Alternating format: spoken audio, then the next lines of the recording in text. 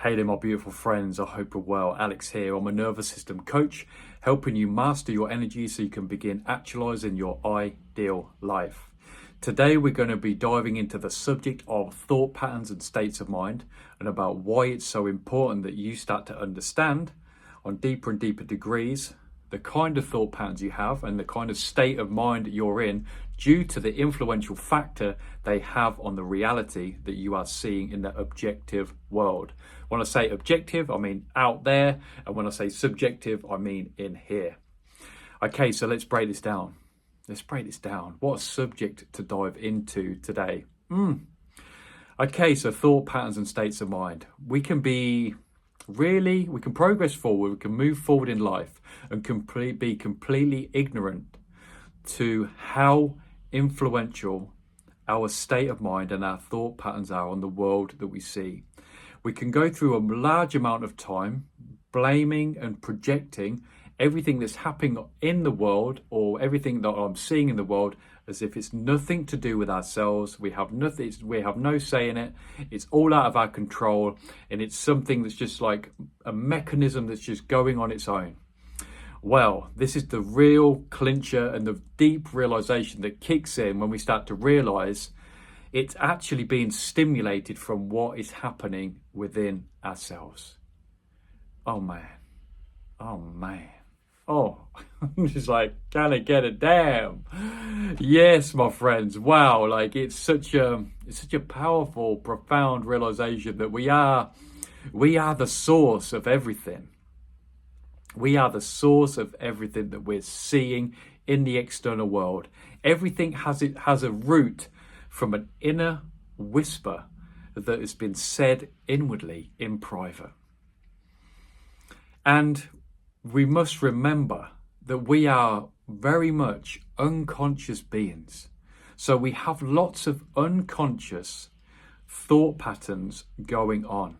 And it's from these thought patterns that stimulate our state of mind. And our state of mind could be like our emotional capacity, our predominant emotion of how we are in this now moment and how we're navigating through our day. I don't know whether you've ever noticed, but we can make this more pragmatic and real life, and use real life examples. You know, when someone walks into the room and nothing's been said, but there's this feeling, an undercurrent. Let's say if the emotion is anger, that everyone knows on some level that there's something going on. There's that feeling. We can feel it. We're such deep feeling beings. And that's an example. I'm sure you can relate to that. I'm sure there's someone coming to your office or at work, or a family member that's come in and there's nothing's been said, but there's that atmosphere going on. There's an atmosphere.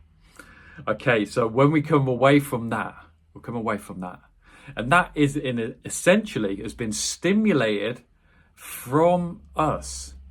So this is when we start to really see the crowning glory of everything going on in here. Our external environment is really a reflection of our predominant emotional state that we're in. And it's finding this harmony and congruence with both of those, the inward and the outward, So when we were around, let's say for example, we're around someone who's angry. We've got people coming in, different people coming into our lives that appear to be angry. And we're confused about what's going on. These are reflections of deep unconscious patterning, what is happening within us. And that's the realization that is oh my God, really? And I actually remember going through a time in my life when I had suppressed anger being reflected at me by different people. And I remember years ago, going through this, and now I understand about suppressed and repressed emotion. And it's from that suppressed and repressed emotion and those thought patterns that all are intertwined with that we start to have these moments of confusion of these people coming into our life, being reflected into us. And that could be, anger is a great emotion to use with that. Because if we have suppressed suppressed anger, we'll experience volatility, and it will very much likely be reflected by an individual that comes into our life. So our external world is so symbolic of what is happening within ourselves. So when we don't know, when we're not conscious about these universal laws, about thought transmission, about thoughts, states of mind, our own inner unconscious patterning that is happening within us, we very much easily fall into victim mode. We can go into blame. We can be like, why is this happening? Why is this guy coming in? Without taking any responsibility of what is happening within us. But there's this gradient line of when we start to realize just how powerful and influential our state of mind are, our thought patterns are. And if we're on a journey of unearthing and uncovering our unconscious patterns, what we'll start to know is we can actually become more conscious about the changes that we make inwardly. Because if we see anything inharmonious within the external world, we can then make the choice to then come away from that emotion. Let's just keep using anger as emotion. If we have suppressed and repressed anger going on within us, then, and we were experiencing in harmony within our external world, we could then start to change inwardly.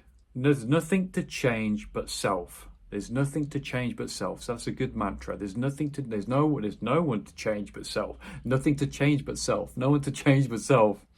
So we start to make these changes. What is the change? That's the thing. That's where we can get really confused. What is the change? We need to be willing to start observing and changing our thought patterns that are in alignment with the nature of God, the nature of the universe, the nature of divinity, which is eternal love, happiness, joy, peace. We need to be conscious about changing what is going on within us. And if we start to become more aware of this inharmony within us.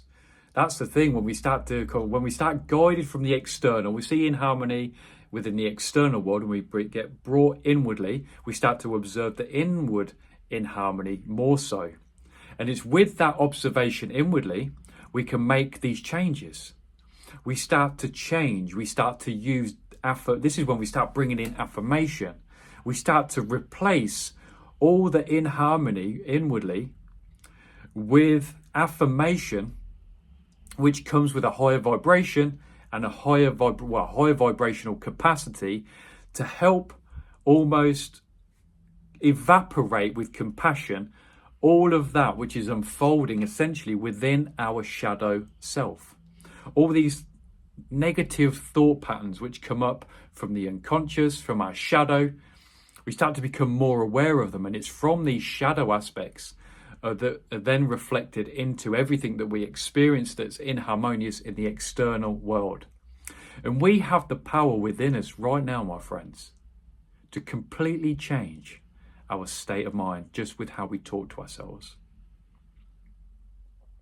And this becomes more of a nuanced and refined journey that we're on. And we start to really feel into just how nuanced it is. That we can get into a position where we can actually self-talk ourselves out of a state of mind just from choosing and identifying more with high vibrational words, sentences and phrases inwardly. And this is where we start to sharpen our inner discernment of what feels like resistance and what is non-resistance. What is from the source of love? What is not from the source of love? And we could start to play around with this, and we could actually do it. So we could actually purposefully use full-on resistance thoughts and bring ourselves into a negative state. And vice versa, we can do the absolute opposite. So from one thing I've learned, absolutely, contrast is such a powerful teacher. It's such a powerful teacher. Contrast is where it's at. I'm telling you now, I've had such powerful moments of contrast that I can't tell you just how beneficial it is, because I've had that extremity of how I feel So I really know more so, and it's a gradient line and it's a progressive line of what is resistance, of what is non-resistance when it comes to our inward plane. What's a high vibrational alignment with high vibrational thoughts, thought patterns, state of mind, to what is not, which is on the lower end of the scale. And having that contrast, it makes it easier each time to choose those higher vibrational thought patterns, and let's use the word affirmation, to actually so much so that these high vibrational patterns, ones that are like eternal love, joy, peace, that they can bring us into, and they can radically shift and change our inner landscape and take us away from and melt with compassion those negative attributes of ourselves, which are then being reflected into our external world. And when we do this, we'll start to notice that the person who was angry now becomes loving and joyful. This is when we really start to notice just how the intimacy between this link between what we're feeling inwardly and what we're seeing outwardly. We can see transformation happen all of a sudden. We can see people go from a frown to a smile. And it can happen, like it can be a gradual, slower process depending on what kind of situation we're talking about, the depth of the unconscious pattern that we're trying to resolve. But sometimes it can be instantaneous. And you can feel the energy change within the dynamic of the engagement, the interaction, the room, the hall, wherever you are at that moment in time. And this is really when you start to respect so much just how much we are influencing, not just our own journey, but the people that are around us as well, in a really positive way. And this is what, to me, the essence of spiritual work is. It's this journey of our own realizations, and then the positive impact that we have on the whole field, not only of our not just in our local environment, but also as the collective as well. So leaving this video now, I want you to dive into what you feel is inharmonious in your life, and I want you to start reflecting on your inward landscape of what is happening more so. Spend some time writing down and observing your thought patterns. Spend time clearing the way. This is why nervous system work is so awesome. When it comes to breath work specifically, we can start clearing the way of becoming more conscious of these unconscious thought patterns, which are creating anything inharmonious within our physical body, within our energy, within how we experience the world at large. So have fun, be playful with this, be lighthearted, start writing things down and start tracking where you are in this moment in time, and start to have fun with making changes inwardly. This is something I'll go into deeper in later videos, but for now, have fun with this and see how it all unfolds.